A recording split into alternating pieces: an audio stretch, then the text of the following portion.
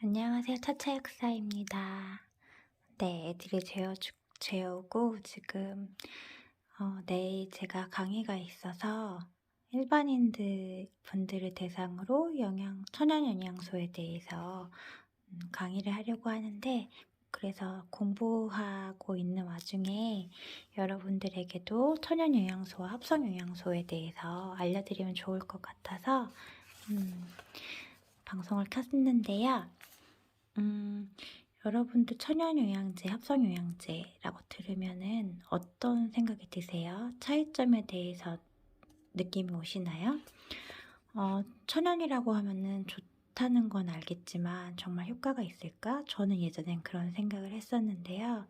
기술이 굉장히 많이 발전하면서 천연이면서도 효과까지 좋은 그런 영양소들이 만성질환을 케어하는 목적으로 많은 분들이 실제로 드시고 계세요.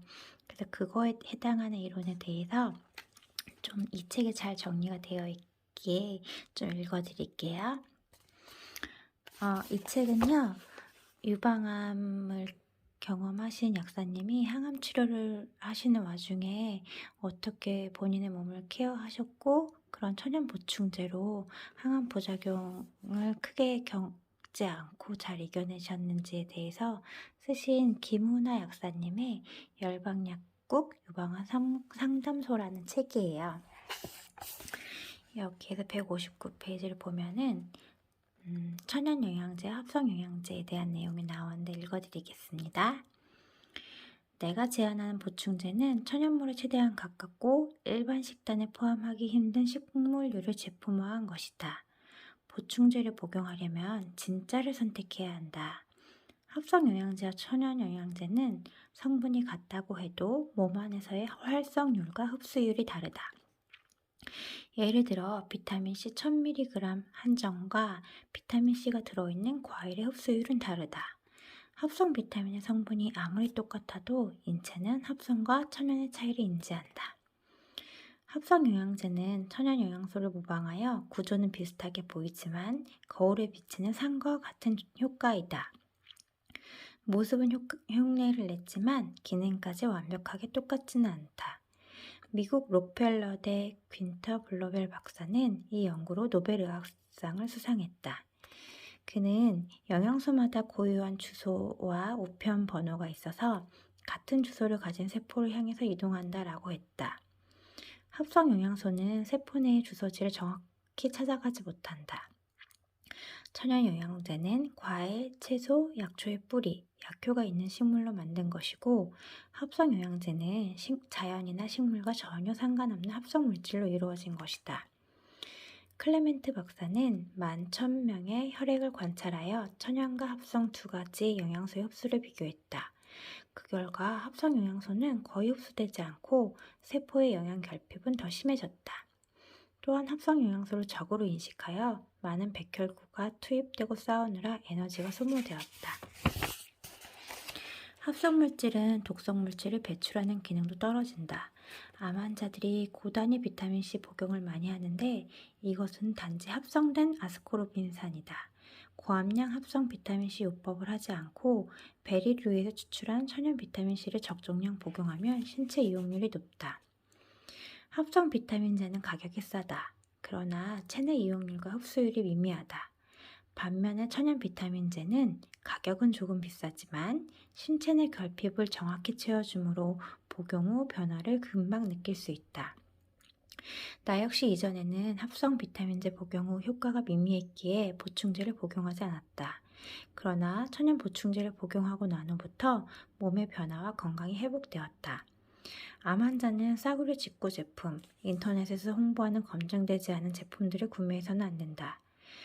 음식도 인스턴트가 아닌 진짜를 선택하듯 이제 보충제도 합성이 아닌 진짜 영양소를 찾아내는 안목을 기르자.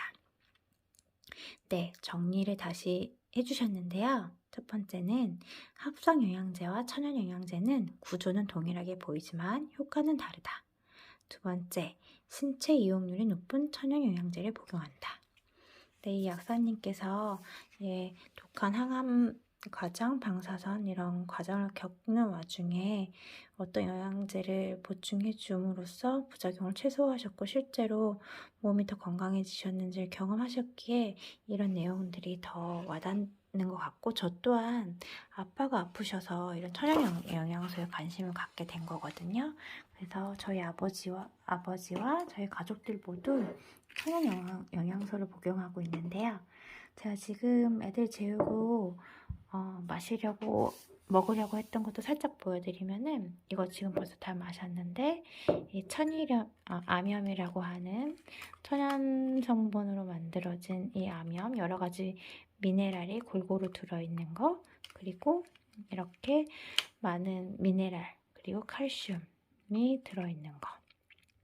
이렇게 타가지고 제가 물에 섞어서 먹은 건데요. 네, 이 암염의 색깔이 이 시아니딘, 베리에서 추출한 시아니딘이 들어있어서 약간 자주색을 띠는데 굉장히 예뻐요. 색깔도 벌써 많이 마셨고, 제가 제일 좋아하는 물이고요. 이거는 제가 지금 애들 재우고 강의 준비하다 보니까 피곤할 것 같아서 하나 먹고 자려고 꺼내온 항산화제고, 이거는 제가 틈날 때마다 먹으려고 하는 노유파, 그러니까 무산화 오메가3 필수 지방산인데요. 필수 지방산의 중요성을 제가 약사가 되기 전엔 잘 몰랐거든요.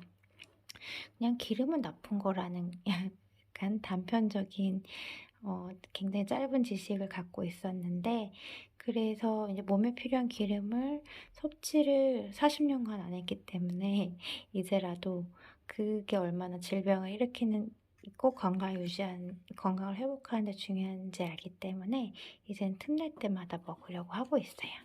그래서 이거는 기름이기 때문에 좀 고함량이면 캡슐이 아니고 스틱으로 되어 있는데, 저는 이렇게 캡슐로 되어 있는 게 먹기 편해가지고 캡슐로 많이 먹고 있고요. 틈날 때마다 먹어요. 네, 잠깐 먹겠습니다.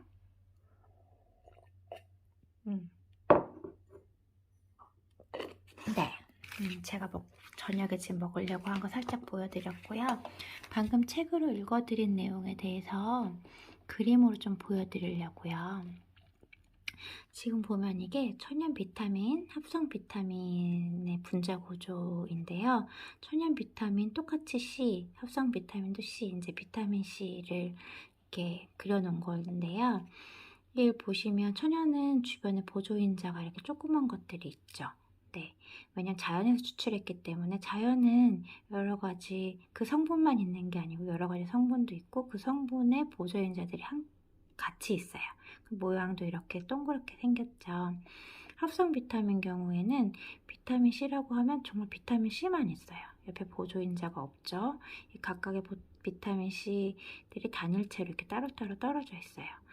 똑같이 C라고 표시를 하지만 모양도 다르고 주변에 있는 보조인자가 있느냐 없느냐에 큰 차이가 있어요. 천연 비타민은 이거를 그대로 이제 추출을 해서 산재, 그러니까 가루로 먹거나 캡슐에 담아서 먹는 거고요. 합성 비타민 이대로는 먹는 형태가 안 되기 때문에 이걸 굳히기 위해서 뭐 응고제를 넣는다거나, 또 합성 비타민 C는 굉장히 맛이 쓰다고 해요. 근데 우리 레모나 같은 거 먹으면은 굉장히 시잖아요. 그래서 우리가 보통 인식이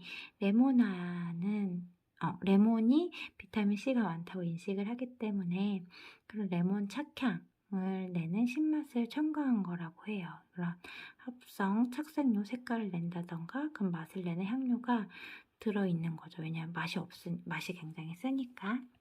근데 제가 먹는 비타민 C는 자연의 단맛이 굉장히 맛있어요. 이것만 보더라도 천연 비타민, 합성 비타민이 우리 몸에 분명히 다르게 인식할 수밖에 없는 이런 차이를 보여주고요.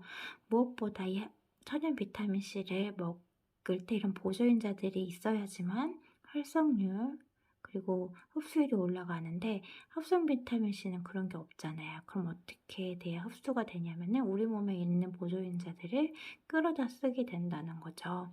그러면 당장은 이런 비타민 C 합성을 먹으면서 우리 몸이 피로도가 없어지는 것 같은 느낌을 받지만, 나중에는 계속 우리 몸의 보조인자들이 끌어다 씀으로 인해서 보조인자들이 결핍돼서 나중에 더 건강에 영향을 줄 수 있다는 것을 이제 보여주고 있어요. 이건 합성 비타민C 제조 과정, 천연 비타민C 제조 과정인데요. 천연 비타민C는 보이시는 것처럼 그냥 진짜 자연의 비타민C가 굉장히 풍부한 자연의 이런 것들을 깨끗이 세척해서 영양소를 추출하여 어떤 것도 첨가하지 않고 캡슐로 포장하거나 산재로 만드는 건데요. 당연히 보조인자도 모두 포함되어 있기에 흡수율도 좋고요. 하지만 합성 비타민C 같은 경우는 아주 값싼 GM 옥수수나 석유에서 추출을 한다고 해요. 그나마 석유도 비싸기 때문에 요새는 옥수수에 추출하는데 옥수수에 비타민C가 많아서 그런 게 아니고 옥수수에 있는 포도당 성분을 가지고, 왜냐면 우리는 그런 이제 유기 합성 과정이라고 볼 수 있는데요. 이 포도당을 비타민C로 바꾸기 위해서 이런 과정을 거치는 거거든요. 근데 이런 과정을 거치는 것 또한 인위적인 과정이기 때문에 건강할까에 대해서 의문이 생길 수가 있고, 또 이 과정에서 들어간 수많은 중간 물질들을 보시면 나중에는 물론 이런 것들이 다 휘발되게 하고 이제 필터로 거르겠지만, 그래도 이런 니켈이라던가 황산이라던가 납이라던가 이런 무시무시한 성분들이 중간에 들어갔다 나갔다 한다는 게 건강에 당연히 좋지 않을 수 있겠죠. 네.